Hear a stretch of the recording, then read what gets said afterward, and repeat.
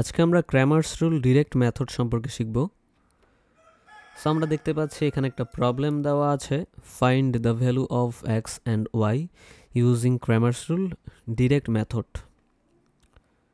এখানে দুটো linear equation দেখতে পাচ্ছি যাদের এক্স এবং ওয়াই এর ভ্যালুগুলো আননোন রয়েছে। সো আমরা Cramer's rule direct method use করে এই এক্স এবং ওয়াই এর ভ্যালুগুলো ফাইন্ড আউট করব। সো আমরা সমাধানে চলে আসি। সো ফার্স্ট অফ অল আমাদেরকে ডেলের মান বের করতে হবে। সো ডেলের মান বের করার জন্য ফার্স্ট ইকুয়েশন আমরা দেখতে পাচ্ছি এক্সের সহগ 5। সো 5 বসানো হয়েছে। সেকেন্ড ইকুয়েশনে এক্সের সহগ দেখতে পাচ্ছি 3। সো এখানে 3 বসানো হয়েছে। ফার্স্ট ইকুয়েশনে ওয়াই এর সহগ 3। সো 3 বসানো হয়েছে।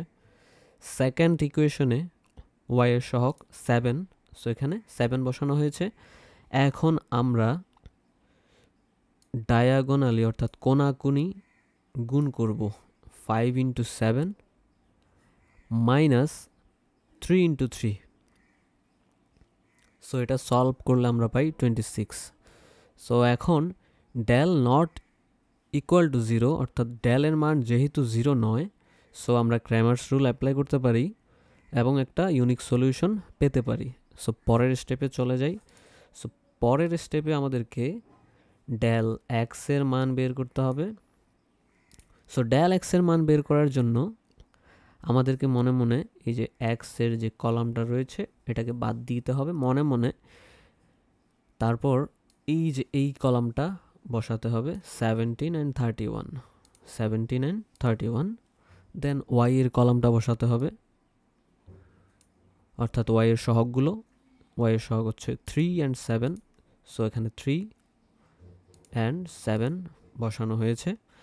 ঠিক আগের মতো আমরা কোনাকুনি গুণ করব 17 ইন্টু 7 মাইনাস 31 ইন্টু 3। সো এটা সলভ করলে আমরা পাই 26।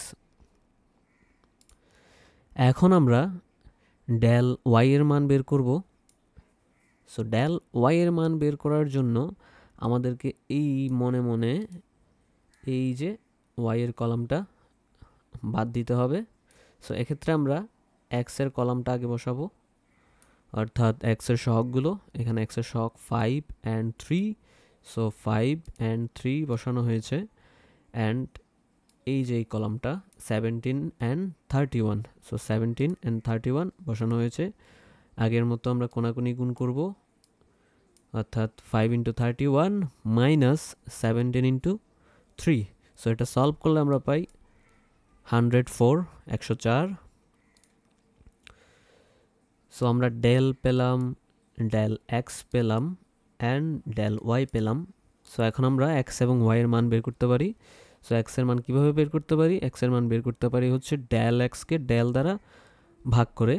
সো ডেল এক্সের ভ্যালু হচ্ছে 26 অ্যান্ড ডেল এর ভ্যালু হচ্ছে 26। সো 26কে 26 দ্বারা ভাগ করলে আমরা পাই 1, যা কিনা হচ্ছে এক্সের ভ্যালু। সো এখন আমরা ওয়াই এর মান বের করব কিভাবে? ডেল ওয়াইকে ডেল দ্বারা ভাগ করে। সো ডেল ওয়াই এর ভ্যালু পেয়েছি আমরা 104 এবং ডেলের ভ্যালু আমরা এখানে পেয়েছি 26। সো 104কে 26 দ্বারা ভাগ করলে আমরা পাই 4, যা কিনা হচ্ছে ওয়াই এর ভ্যালু। সো এভাবেই আমরা Cramer's rule direct method use করে এক্স এবং ওয়াই এর ভ্যালু বের করতে পারি। সো ভিডিওটি দেখার জন্য সবাইকে ধন্যবাদ।